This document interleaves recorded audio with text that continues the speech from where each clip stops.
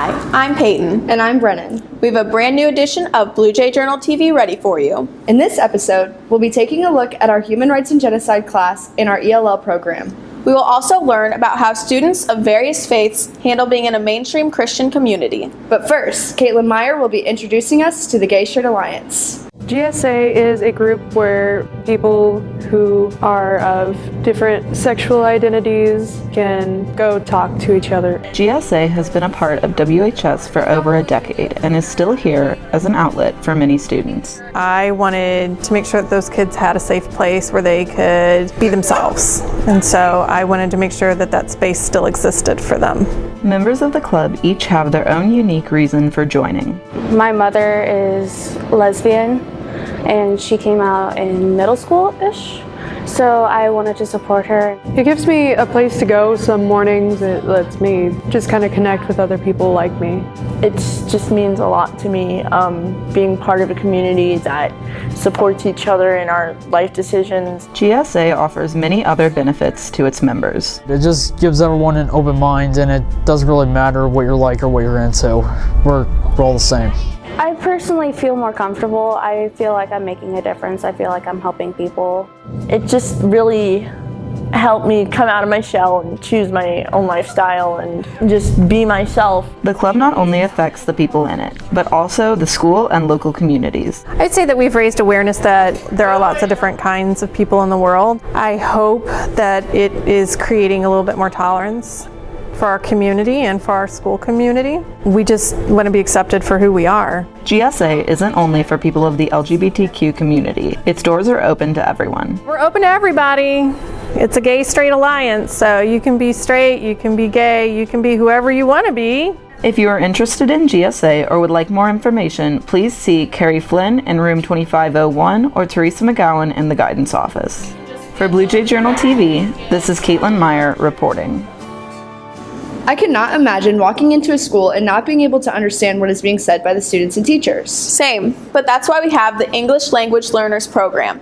It helps students become more confident in both speaking and writing in English. Let's learn more about it.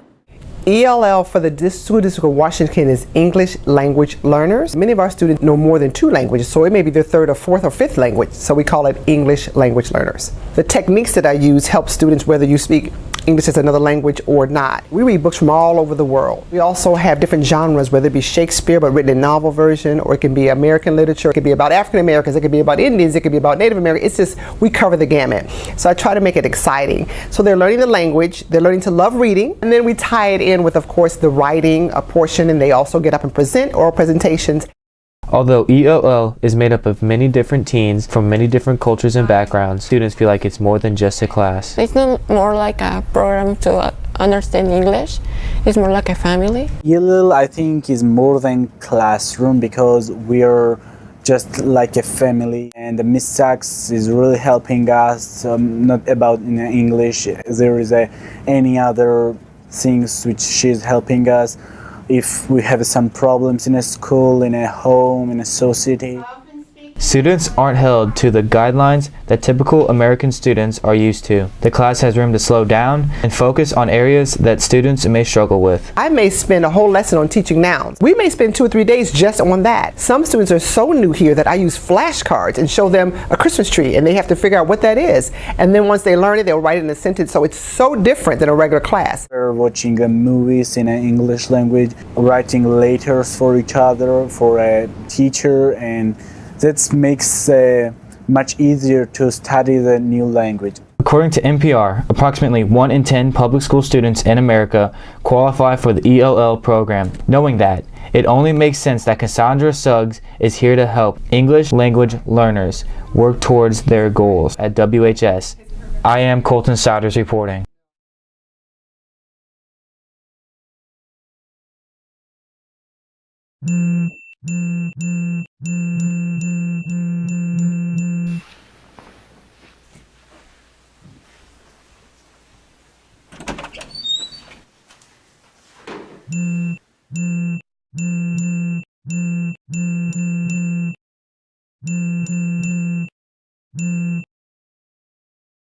Words can kill.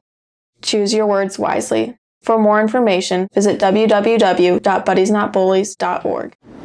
Just by doing a simple Google Map search, over 40 churches show up in Washington, Missouri.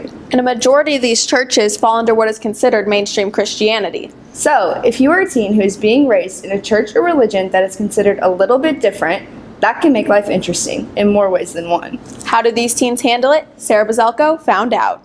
I'm a Mormon. I was raised Christian and Jewish. I am a Jehovah's Witness. I am Mormon or Latter-day Saint.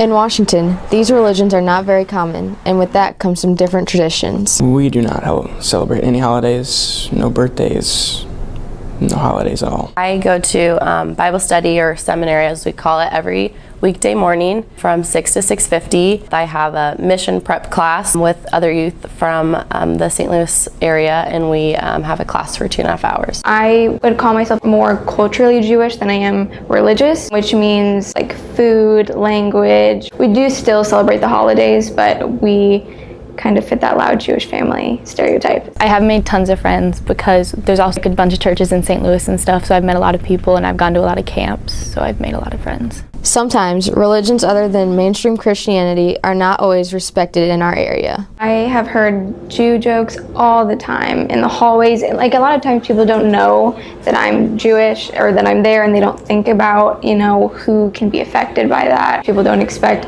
for there to be any other religion in town, and if there are other people who practice religion that's not their own, they're not respectful of it, probably because they're just not used to it. And I think a big thing is a lack of education. Some people who don't really like it or believe in it, and they think that we try to force views on everybody. On Sundays, people will come with poster boards and screaming at you. They'll come inside and start talking in your face and whatnot. I just kept praying to God, basically, and going over the Bible to get over it. I try to keep in mind that it will keep getting better. So, the First Amendment includes the freedom of religion. We all can work together to be open-minded and supportive of each other's faiths. I'm Sarah Bazelko reporting.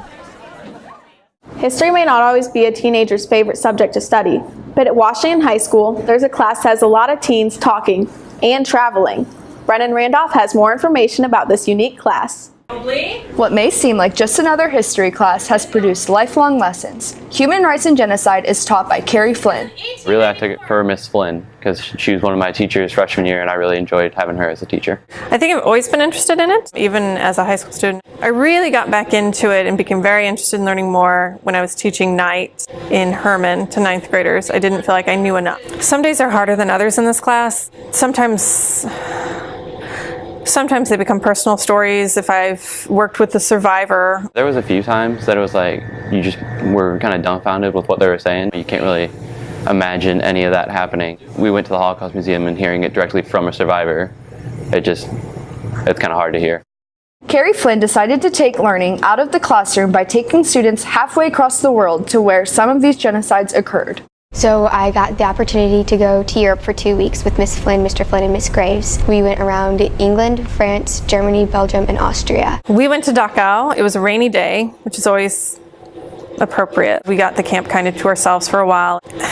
Kids always react differently when we go to Auschwitz or we go to Dachau. They all took it seriously. We only got to tour a part of it, and in the map they had an outline of where we were at and then the actual size of the camp. Despite the heavy topics covered during the trip and in class, students enjoy their time around Carrie Flynn. The way she teaches, especially with human rights and genocide, it's such a sensitive topic. She does a good job of kind of lightening the mood up to make the class withstandable.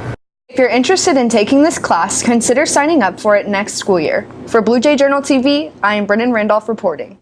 Peyton and I are so glad that you joined us for the first episode of Blue Jay Journal TV. And don't forget to visit our website at www.bluejjournal.com. And if you have a story idea for us, feel free to drop a line in our Contact Us section of our website. Have a great weekend, Washington!